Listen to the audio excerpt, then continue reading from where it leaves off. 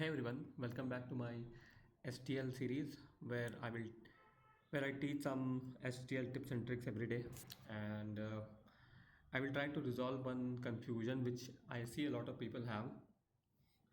So it is related to pushback. It's related to the pushback function, and I'll tell you what the question is. The question is, so if you have a given string q, this q is why is the sky red today, and the answer is another string a, which is I don't know. So why can't we do, or can we do something like this? If we want to append this string a to the end of this string q, can we do something like this? Let us see. Let's see what it says. Yeah, it throws a compilation error that no matching function to call for basic string pushback string. So why does this not work? We will try to first see few examples, and try to then we'll try to understand why does this particular case not work. Let's say I've defined a vector v1. Which one do you think?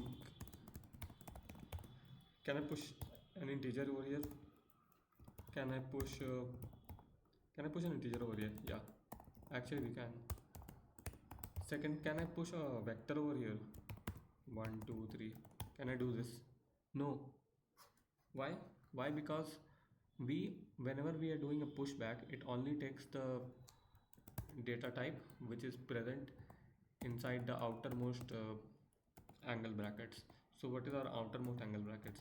These are the outermost angle brackets, and this is integer. So this will always take the integer data type. Let's see with a more complex example. Let's first run this and see that it will throw an error or not. First we'll run this.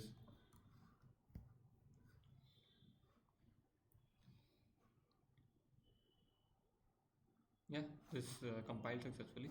Now we will uncomment this and then run this again.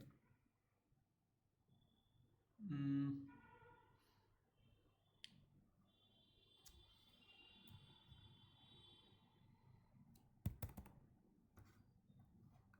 Oh, I'll try to compile it again. It took some long time. Yeah, so it fails. If you see, it's saying that no matching function for call whatever. You cannot push back a vector inside a vector of integer, right? So let's take a more complex example. Vector and okay, first vector set integer and v1, and I have set integer s1 and I've set double s2. I have integer a equals 5, and yeah, so I have three of them. So which one of them would produce an error? You can tell me. And which of them would not? You can comment this, and you can pause the video and maybe comment back a. Okay, so I'm doing v1 dot pushback s1, and then I'm doing v1 dot pushback s2, which is this set of doubles, and then I'm doing v1 dot pushback, which is an integer. So since I told you that you need to consider the outermost angle bracket, so this is our outermost angle bracket, and what do we have inside it? We have a set of integers. So we can only push a set of integers inside this. All others would throw a compilation. Anything else, if you try to push, it will throw a compilation error. We'll see. Let's see it in action. Okay, first compile this one.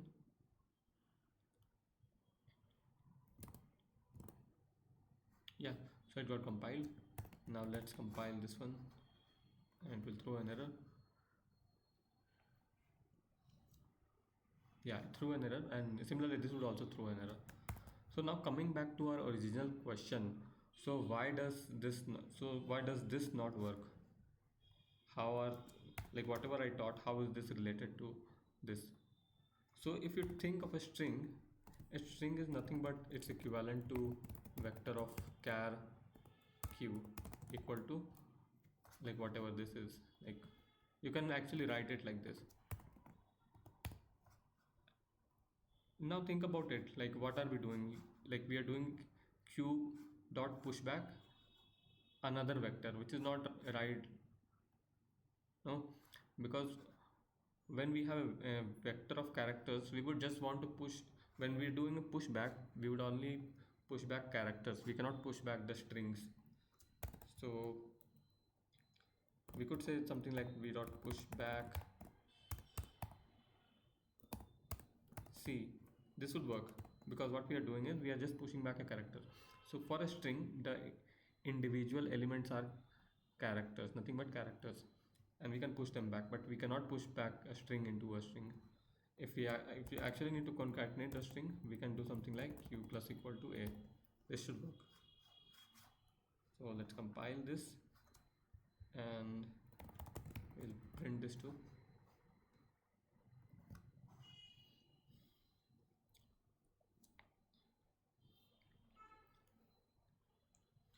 Oh, I think it's taking a lot of time to compile today.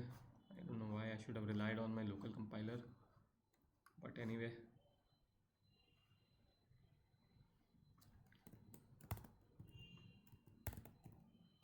so these are the two major learnings that we had. The first one is that if we have like vector int v1, then we can only, if we have to push back, yeah, see it compiled. This is the one which I was trying to compile. Yeah, so it's compiled. Why is the sky red today? I don't know. This is the one which compiled. Okay, so we will talk about the learnings which we had today. The first one is that if we have a vector of vectors, we can, let's say, vector of any containers. For to make it complex, I'll just write a vector of sets. We can only push back a set. We can only push back whatever data type we push. Let's say we push d, the data type of d should be a set of doubles, nothing anything else, it will throw an error. Second learning was that string s equals abcd is equivalent to writing vector char s equals a comma b comma c comma d, right? So yeah, this was it. So and if this can be written like this, we know that what values can be pushed back to us. We can only push back the characters, we cannot push back integers or anything like that, right? So yeah, this was it. I hope this was a little helpful to you guys. See you next time. Goodbye, take care.